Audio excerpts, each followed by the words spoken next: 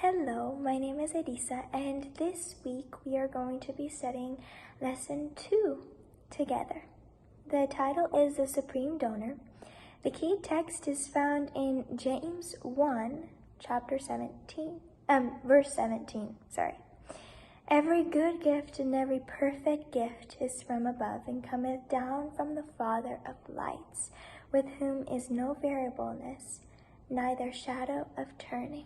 That's such a beautiful verse, showing us how God is always bestowing so many gifts upon us. I love how it calls him the Father of lights, and it explains how there is no change in him. He's always the same. God is love, like rays of light from the sun.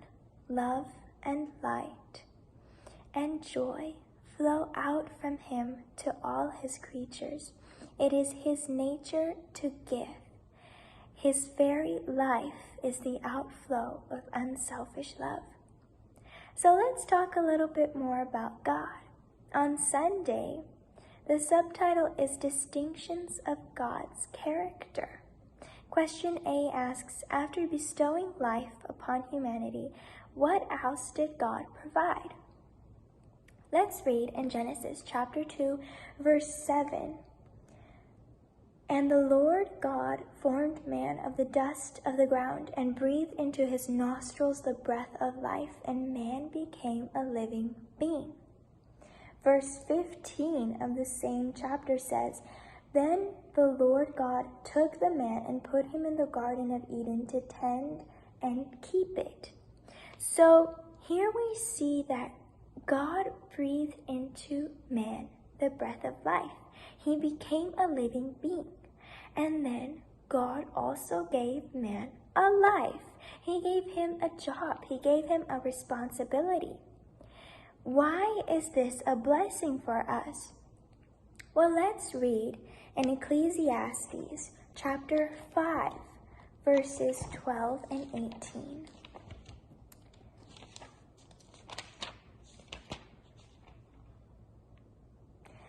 The sleep of a laboring man is sweet, whether he eats little or much, but the abundance of the rich will not permit him to sleep.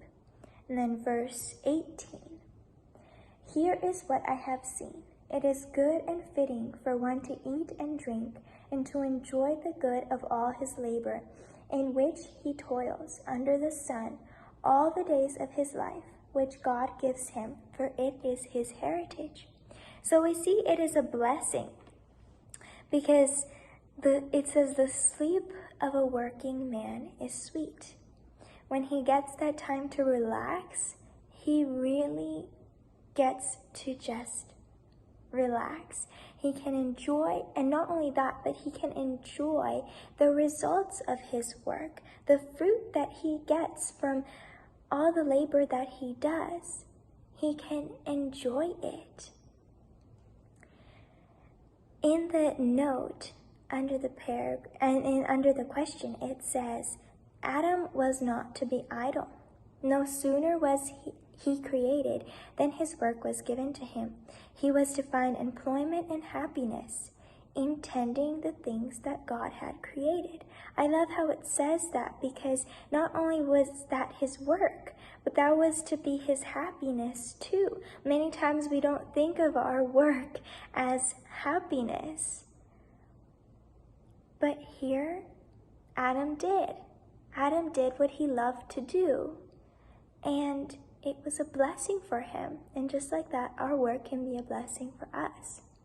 Question B asks, what daily evidence reveal God's abundant love for us?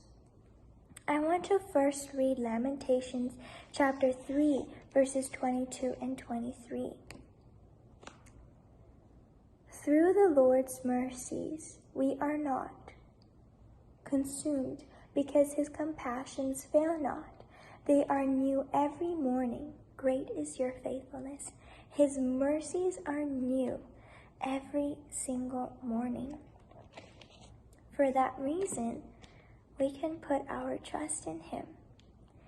In Psalms chapter 36, verses 5 through 9, it says, Your mercy, O Lord, is in the heavens.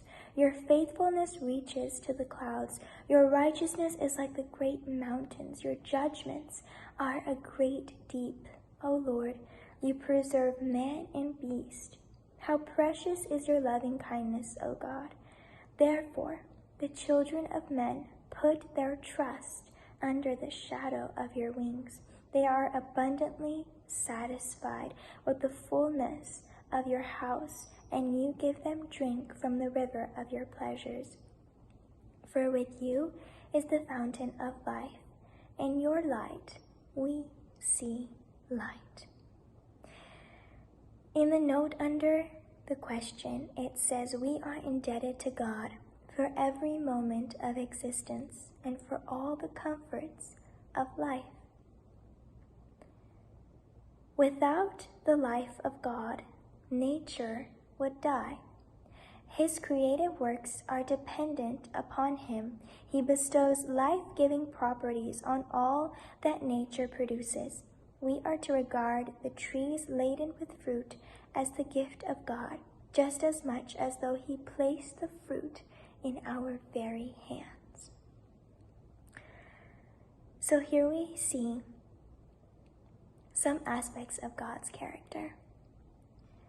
How he breathed life into us, how he gives us a life, and how his mercies are new towards us at every single moment of our life. He truly is the fountain of life that fills our hearts with food and gladness. May God bless you today, and I will see you tomorrow to continue studying this lesson.